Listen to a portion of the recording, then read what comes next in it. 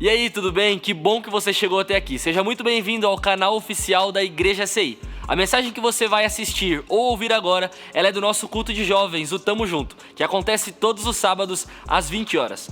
Antes de liberar a mensagem, eu quero pedir para você deixar o seu like e se inscrever no nosso canal. Deus abençoe você e aproveite. Valeu!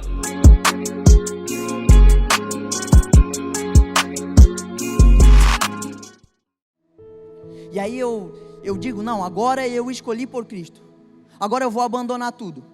E na primeira oportunidade de pecar, de acessar um site pornográfico, na primeira oportunidade de ir atrás de uma menina, na primeira oportunidade que tu tem de se perder, aí é que nós vemos se a tua decisão, ela é firme mesmo por Cristo ou não. Então que nós possamos ter essa consciência. Eu escolho algumas coisas na vida, só que a minha decisão final, ela está baseada na palavra. Quando eu decido alguma coisa, eu preciso olhar se aquilo que eu decidi faz sentido com o propósito, com o plano, com o chamado, com a vontade e com a palavra de Deus em minha vida. Então não é mais uma decisão qualquer, não é uma decisão ao vento, é uma decisão que tem o poder de transformar a minha vida para melhor, quando eu decido isso ao lado de Cristo. Então, a partir de hoje, olhe para as opções, para as escolhas que você tem. E aí, hoje nós vamos para a igreja ou nós vamos para a balada? Não, hoje é baladinha, né? Tu não disse que não aceitou esses dias? Não estava com ele, não estava fechado? Ah, mas hoje eu estou meio bad, hoje eu estou mais em outra vibe, assim, sabe? De vez em quando acontece, né? Infelizmente. E aí, é nesses momentos que nós vemos se de fato eu e minha casa serviremos ao Senhor ou serviremos a outros deuses. Eu e minha casa serviremos ao Senhor ou serviremos a minha própria vontade? Eu e minha casa serviremos ao Senhor ou serviremos as minhas alegrias e frustrações? Não viva mais a sua vida baseada só pelas suas emoções, mas viva baseada assim, ó, o nosso culto ao Senhor é racional. Racionalidade é a produção intencional de pensamentos. E aí quando algo contrário ao pensamento bíblico vem em minha mente, eu digo não, eu já aprendi. Eu devo pensar naquilo que é amável, agradável, de boa fama, louvável ao Senhor, e por isso eu vou tomar a decisão correta. Porque eu escolhi, mais do que uma escolha, eu decidi viver e entregar a minha vida a Cristo. Então, quando o desejo de afastamento vier, lembre-se disso. E aí às vezes no caminho do afastamento, nós podemos acreditar que o Senhor nos abandonou. Mas eu gosto muito desse texto, que é claro, Romanos capítulo 8, versículo 38 e 39 vai nos dizer o seguinte: porque eu estou bem certo, decidido, porque eu estou bem certo de que nem a morte, nem a vida, nem os anjos, nem os principados, nem as coisas do presente, nem do porvir, nem os poderes, nem a altura, nem a profundidade, nem qualquer outra criatura poderá nos separar do amor de Deus que está em Cristo Jesus, nosso Senhor. Então, em todas as vezes que você pensar em se afastar, todas as vezes as quais você já estiver afastado e identificar isso em você, lembre-se que essa é uma escolha sua e não de Cristo. Lembre-se que você talvez tenha se frustrado com alguma coisa, mas a palavra é clara em dizer que nada pode nos separar do amor de Cristo. E aí quando eu olho para isso, eu vejo as minhas falhas, os meus erros, e eu submeto a Cristo, e eu tento de novo, e eu volto atrás e digo, eu não vou me afastar, eu vou permanecer até que o Senhor venha, eu vou permanecer até que o meu milagre aconteça, eu vou permanecer. Por quê? Porque independente das minhas falhas, Ele continua sendo fiel. Se somos infiéis, Ele continua sendo fiel. E essa é também a maravilha do Evangelho. Esse é também um milagre. Quem explica esse amor? Quem explica o amor de Cristo por nós? Olhe para a sua vida, e eu faço essa reflexão, eu olho para a minha, quantas vezes eu errei, quantas vezes eu falhei, e quantas vezes, se fosse pelo julgamento humano, eu olharia para mim mesmo e diria, não merece mais perdão, tem que ficar onde está. Por quê? Porque escolheu sair daqui, e agora que arque com as suas consequências. Humanamente, muitas vezes nós olhamos dessa forma, enquanto Cristo olha para nós e diz, independente do que você fizer, eu vou te dar mais uma chance, volta. Só que aí também, irmão, toma cuidado, não vive de palhaçadinha com isso, que não é bagunça, é perca de tempo. Se afastar de Cristo é perca de tempo. No final da história aqui que a gente leu lá em Lucas, eles retornam, só que num dia eles andaram 20 quilômetros. Irmão, eu corro, 20 quilômetros é coisa, 20 quilômetros é cansativo, retornar dá trabalho. Às vezes eu saio para correr, eu falo, cara, eu tenho que correr 20, 10 eu garanto, mas pô, a volta, aí tu já está quebrado, já está cansado. E essa será muitas vezes a nossa sensação ao retornar. Então faça de tudo para que você mantenha o seu amor em Cristo aceso, porque quando nós decidimos nos afastar, há um caminho a ser trilhado. Quem lembra aqui da história de Jonas? O local do qual ele precisava ir e para onde ele estava tentando fugir, tinha mais ou menos, não quero falar besteira, uns 3.000 quilômetros de diferença, mais ou menos isso, né? Uns 3.000 quilômetros de diferença. Todas as vezes em que nós nos afastamos da vontade de Deus para a nossa vida, eu vou andar à toa, perdido, sem sentido, indo longe e não vou adquirir nada, além de trauma, frustração. Tiago, está generalizando. Irmão, eu sei os que eu carreguei por não fazer aquilo que deveria estar fazendo. Eu sei os que carreguei por ir longe, caminhar à toa, bater perna, como diria o meu pai, bem gaudério, dá burro em ponta de faca, né, meu? Não tem necessidade. Então, toma cuidado com isso, irmão. Não vale a pena o afastamento. Ele vai te distanciar, ele vai te cansar, e glória a Deus que tu vai voltar, mas vai dar um trabalhinho. Faça de tudo para se manter firme. Faça de tudo para ouvir a voz do Senhor. Faça de tudo para permanecer no lugar ao qual Deus te colocou. É muito melhor obedecer do que sacrificar. É muito melhor. Se fosse muito mais fácil, talvez não teria tanta gente perdida, né? É difícil, mas vale muito mais a pena. Vamos colocar assim: vale muito mais a pena obedecer ao Senhor e permanecer no lugar onde Ele te colocou, do que querer fazer com as suas próprias mãos. E aí, no segundo ponto que eu quero comentar com vocês, que me chamou a atenção também, é que quando eu quero voltar, eu preciso ter humildade para ouvir. Então, se você quiser anotar, esse é o nosso segundo ponto: humildade para ouvir.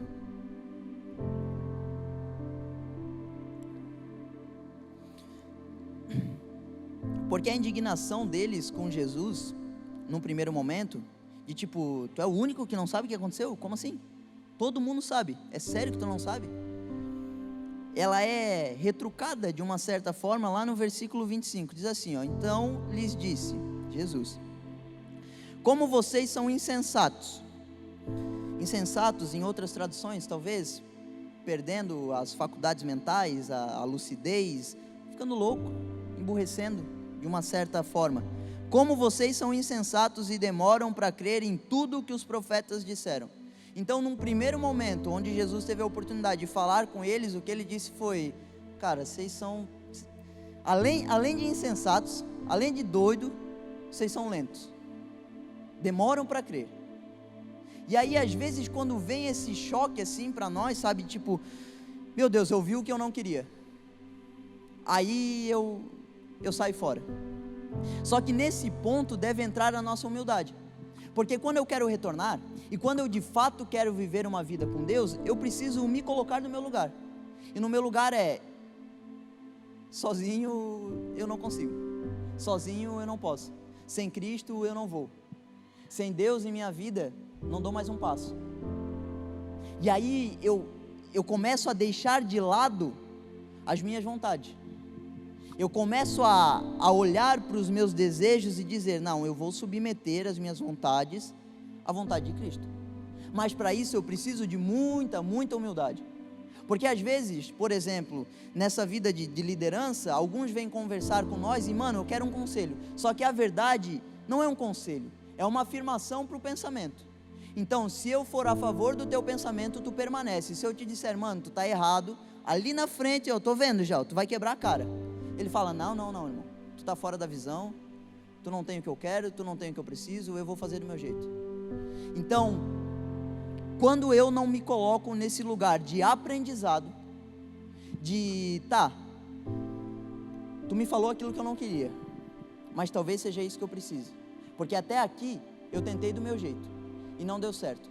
Então pode colocar o dedo na minha cara e falar a verdade, e falar aquilo que tu acredita. E aí Jesus continua discorrendo com eles, falando aquilo que aconteceu e apresentando para eles aquilo que, de certa forma, eles já deveriam saber. E aí eles passam a ficar quietos e começam a aprender. E na nossa vida, isso é algo que eu e você precisamos exercitar muito. Eu, Tiago, se você conhece dos temperamentos, eu sou uma pessoa sanguínea. Eu sou extremamente explosivo. Um dia fui, hoje, pela graça de Deus, estou um pouquinho melhor. Mas esse é um processo muito difícil. Porque quando alguém me ofendia ou falava aquilo que eu acreditava que não era verdade, apesar de ser uma verdade, eu falava, tu está errado, e eu estou certo, e eu vou fazer do meu jeito. Mas por que isso? Porque quando nós paramos para ouvir, que o nosso ouvir seja não só um entrou aqui e saiu aqui, mas seja um ouvir de, eu preciso aprender algo novo. Eu preciso sentar e de fato falar menos e ouvir mais. E quando eu passo a ouvir mais, eu me torno uma pessoa melhor. Quando eu passo a deixar de lado aquilo que eu acredito que eu deveria estar falando, eu me torno uma pessoa melhor. Quando eu tenho toda a razão, quando eu estou certo, e eu abro mão da minha razão e da minha certeza pelo bem comum, eu estou aprendendo algo novo. E nós, em Deus, em Cristo, nos nossos relacionamentos interpessoais, precisamos passar a exercitar um pouco mais ou muito mais, dependendo do seu caso e do meu também, o ouvir. Enquanto eu ouço os meus amigos falarem, enquanto eu ouço a minha mulher falar, conversar comigo, enquanto eu ouço Deus falar comigo, eu vou aprendendo algo novo. E gente, é muito bom aprender com Cristo. É muito bom aprender com aquele que é manso e humilde de coração, aquele que é o nosso modelo, aquele do qual tem o caráter perfeito que eu posso seguir sem medo de errar. Então que esse seja o nosso desejo, aprender um pouco mais em humildade, nos colocando nesse lugar de fato de Deus, sem ti eu nada sou. E esses discípulos tanto aprenderam a ouvir, que tomaram a decisão correta. Tanto aprenderam a ouvir, e Jesus começou talvez de uma forma um pouco assim mais ríspida com eles, mas foi explicando tudo. E quando eles estavam chegando no final do seu percurso, que eles entrariam para sua aldeia, para sua casa, eles olharam para aquele homem que até então não sabia quem era, e disseram, por favor, não vá embora, fica, por favor, entra, já está anoitecendo, fica aqui conosco. Nós cremos que enquanto tu falava, algo aconteceu dentro de nós, e eu quero ouvir mais. E que para nós fique esse conselho: não permita que o Senhor vá além da sua casa, não permita que Ele se afaste de você, enquanto você está nesse processo de aprendizado. Na vida, nós sempre estaremos aprendendo, então você sempre precisará, nós sempre precisaremos estar de fato em contato com Cristo, dizendo, Deus, por favor, hoje me ensina algo novo. Deus, hoje por favor, molda o meu caráter. Deus, hoje eu não quero errar no mesmo que eu errei ontem, fica aqui comigo. E aí, isso nos leva ao terceiro ponto, que é a nossa comunhão. Quando nós convidamos Cristo para entrar, para ficar conosco, quando eu passo a ouvir mais as pessoas ao meu redor, que têm mais sabedoria que eu, mais conhecimento que eu, mais tempo com Deus do que eu, e que podem me ajudar de alguma forma, algo dentro de mim começa a ser transformado. E aí esses discípulos disseram: não é verdade que o coração nos ardia no peito quando ele nos falava pelo caminho e quando nos explicava as Escrituras? Quando nós convidamos Jesus, quando ele entra, quando ele parte o pão, quando ele tem comunhão conosco, quando nós temos tempo de mesa com Cristo, quando eu abro mão daquilo que eu poderia estar fazendo para ler a minha Bíblia, para orar e falar: Deus, o que tu tens para mim nesse dia, o que tu tens para mim, quais são os teus planos a respeito da minha vida, algumas coisas dentro de mim começarão a ser transformadas. Quando nós desejarmos essa comunhão com o Senhor, quando nós não permitirmos que Ele se afaste de nós, que Ele vá além da nossa casa, que Ele parta, eu começo a aprender cada vez mais, eu começo a desejar por Ele cada vez mais, e aqui entra o milagre. É na comunhão que o milagre acontece, porque até então era um homem para eles desconhecido, mas quando ele parte o pão, os seus olhos se abrem. Quando Jesus está na mesa, os nossos olhos são abertos, e aí eu posso passar a enxergar o milagre. Eu posso passar a enxergar que é verdade tudo aquilo que Ele disse. É o terceiro dia e Ele ressuscitou, Ele está aqui, eu posso sentir, eu posso vê-lo. Talvez seja a hora de eu retornar. Quando eu decido estar com Ele em comunhão, quando eu decido tornar Jesus o meu amigo, o meu melhor amigo, aquele do qual eu não vou mais me afastar por circunstância alguma, as coisas começam a ser transformadas. E aí no versículo seguinte, diz assim: e na mesma hora, levantando-se, voltaram para Jerusalém, onde acharam reunidos 11 e os outros com ele, os quais diziam: de fato o Senhor ressuscitou e já apareceu a Simão. O que me chama a atenção nesses últimos versículos aqui é que quando eles identificam que de fato é o Senhor, é na mesma hora que eles se levantam. Na minha e na sua vida precisa ser assim. Quando nós identificamos que é o Senhor que está ao meu lado, eu me levanto. Quando? Uma semana depois? Um dia depois? Não, é na mesma hora. Quando Deus está na minha e na sua vida, eu me levanto na mesma hora. E eu me levanto contra o quê? Contra as minhas tristezas. Eu digo: não, Deus está comigo, por que que eu estou sentindo e passando por isso? Eu não sou de ferro, não sou um super-herói, mas Ele tem todo o poder, e maior é aquele que está conosco do que aquele que está no mundo. Então eu não vou me deixar abalar. Eu entendo as minhas dificuldades, eu entendo que eu falhei, eu entendo que eu preciso voltar para o começo da fila, mas Ele está comigo, e isso é milagroso. Esse é um grande milagre do qual muitas vezes nós não identificamos. Por quê? Porque nós estamos acostumados a viver a vida de qualquer jeito, e todo dia é só mais um dia, e eu esqueço que esse dia, o dia do qual nós vivemos, é o dia que o Senhor fez. É o dia do qual eu não poderia talvez ter acordado, mas pela graça de Deus eu acordei e aqui estou. E eu não vou permitir que as circunstâncias me afastem do Senhor. Eu vou escolher estar com Ele, independente do que aconteça. E para nós finalizarmos, eu quero ler um texto também que está em Lucas 17, e a gente vai ler mais um pouquinho, do 11 ao 19, diz assim, ó: de caminho para Jerusalém, Jesus passava pelo meio de Samaria e da Galileia. Ao entrar numa aldeia, saíram-lhe ao encontro 10 leprosos, que ficaram de longe e gritaram: Jesus, mestre, tenha compaixão de nós. Ao vê-los, Jesus disse: vão e apresentem-se aos sacerdotes. Aconteceu que, indo eles, foram purificados. Um dos 10, vendo que estava curado, voltou dando glória a Deus em alta voz, e prostrou-se com o rosto em terra aos pés de Jesus, agradecendo-lhe. E este era samaritano. Então Jesus perguntou: não eram 10 os que foram curados? Onde estão os 9? Não se achou que quem voltasse para dar glória a Deus, a não ser este estrangeiro? E ele lhe disse: levante-se e vá, a sua fé salvou você. Então na vida muitas vezes nós queremos um milagre, só que a pergunta que fica é: será que se eu receber o milagre que eu tanto peço, eu vou ser capaz de voltar para agradecer ao Senhor?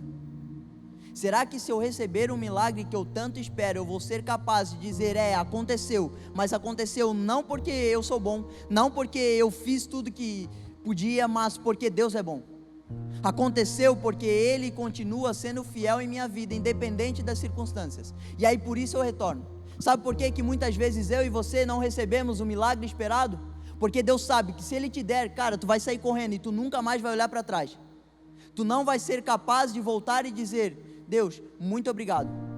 Deus, glorificado seja o teu nome, porque tu fez. E agora, partindo do milagre que o Senhor fez, eu viverei, entregarei toda a minha vida em teu prazer, em teu nome. Então que nós possamos tomar muito cuidado com isso. Deus é um Deus que faz milagres, sem dúvidas. Deus é um Deus que pode fazer milagre em nossas vidas, sem dúvidas. Mas que nós nunca venhamos nos esquecer disso, que quando Ele fizer e Ele fará, a glória é dEle. Eu retorno para agradecer. Eu retorno e eu me coloco no meu lugar e digo, Pai, muito obrigado. Pai, muito obrigado porque Tu continua sendo fiel. Muito obrigado porque mesmo quando eu fui infiel, o Senhor até aqui permaneceu, me sustentou, não me abandonou. Então que haja em nossos corações esse senso, o senso de que Ele é bom, de que Ele fará, de que Ele está ao nosso lado, de que Ele é um Deus poderoso para operar milagres em nossas vidas. Mas eu preciso voltar, eu preciso, depois do milagre recebido, dizer, Deus, muito obrigado. Eu vou permanecer com o Senhor até o final. Eu vou permanecer com o Senhor tendo pouco ou tendo muito. Eu vou permanecer com o Senhor mesmo quando as minhas frustrações vierem. Eu vou permanecer com o Senhor mesmo quando a sua vontade for contrária à minha. E é isso que nós precisamos ter em nossos corações. É esse Deus que é tão bom que me diz não. É esse Deus que é tão maravilhoso. É esse Deus que me ama tanto que decidiu me corrigir, me disciplinar e dizer, não, ainda não é o seu tempo, chegará a sua hora, mas agora ainda não. Por que, Deus? Porque eu te amo. Por que, Deus? Porque eu sou Deus. E aí, olhando para a bondade do Senhor, para a sua misericórdia, eu me aquieto. Eu digo, Deus, ainda não aconteceu, mas Tu tens sido tão bom conosco, Tu tens sido tão bom comigo. Tu tens colocado a comida em minha mesa, Tu tens me dado saúde para acordar e fazer todos os dias. Então, Pai, muito obrigado. Eu continuarei sendo fiel até que aconteça, e mesmo que não aconteça, eu não vou Te largar. Que essa seja a nossa decisão. Deus, eu não Te abandono, eu não Te troco. Eu não Te deixo pelos prazeres do mundo. Eu não Te deixo pela minha própria vontade. Eu não Te deixo porque eu fiquei frustrado com meu irmão e esse negócio de Cristo, de igreja não é para mim. Não, é uma decisão firme, é uma decisão da qual não tem mais volta. Se você está aqui nessa noite e você decidiu por Cristo, eu quero te dizer uma coisa: se você quer de fato ser um cristão verdadeiro, não tem mais volta para você. A sua vida é de Cristo. E às vezes pode parecer duro, você pode olhar para o lado e como assim? Talvez a minha vida seja chata, mas não. Não há vida melhor, não há nada melhor do que viver ao lado de Cristo. O salmista Davi vai nos dizer, Deus, uma coisa eu peço ao Senhor e a buscarei, que os meus pés estejam em sua casa por todos os dias da minha vida. Então, ele não pede o reino, ele não pede os bens, ele não pede tudo aquilo que os olhos humanos podem cobiçar. Ele diz, não afasta de mim a tua presença. E que essa seja a nossa escolha.